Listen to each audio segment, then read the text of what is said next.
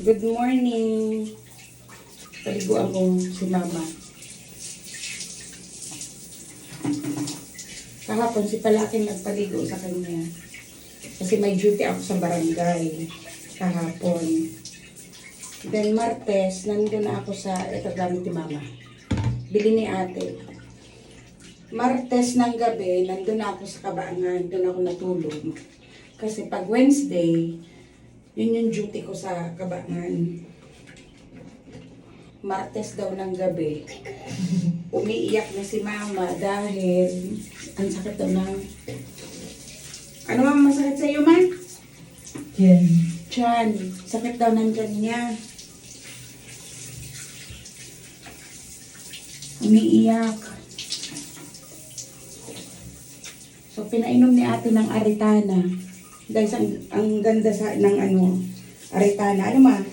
Kumanda yung pang ano mo? Pinakuluan lang ni ate yung Aritana. Tapos nag-poop ang mama.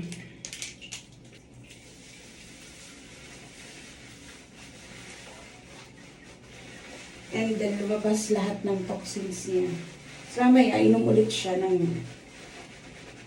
Aritana. Ma, bakit na makulog ang tulak mo? Makulog pa? Ganun. Ngayon, bago ko siya pinaliguan, nag-poop ulit siya. Pasintabog po sa mga kumakain. Mamaya, mag-upload ulit ako tungkol sa pag-usapan natin yung bed sore. Mama ko walang bed sore. Ilang taon na. So, noon, nagkaroon siya 2 beses.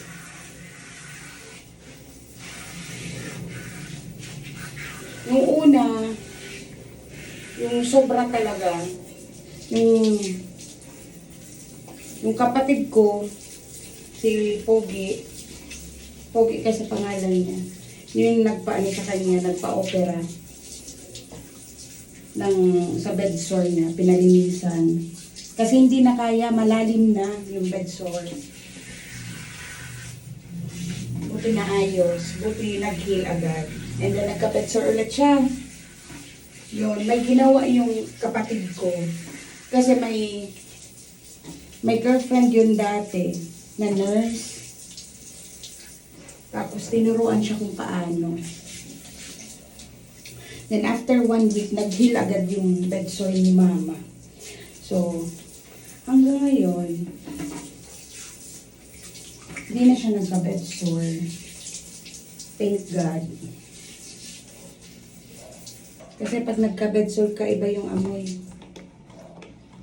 Humahalimuyak.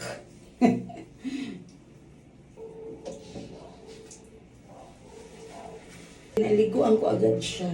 Kasi nga, nag-poop. Kakain na siya ng breakfast. Pagkatapos nito.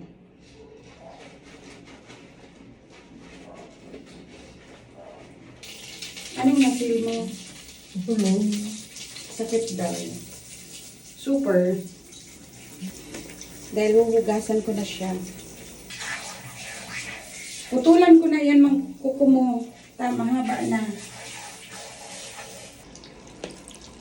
Taran! Kagabi, dire-diretso yung tulog niya. Promise. Hindi siya umiyak. Oh. Ay, Diyos ko. Ah!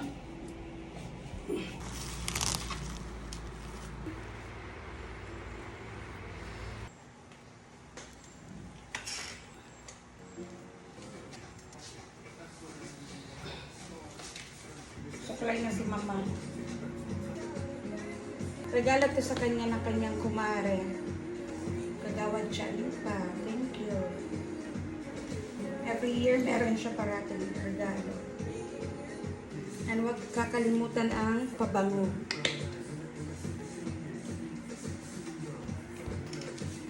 Amoy baby. Andiyan nila. Labing gayon. Paputulan ta ka na, okay. Kuko. Hi guys!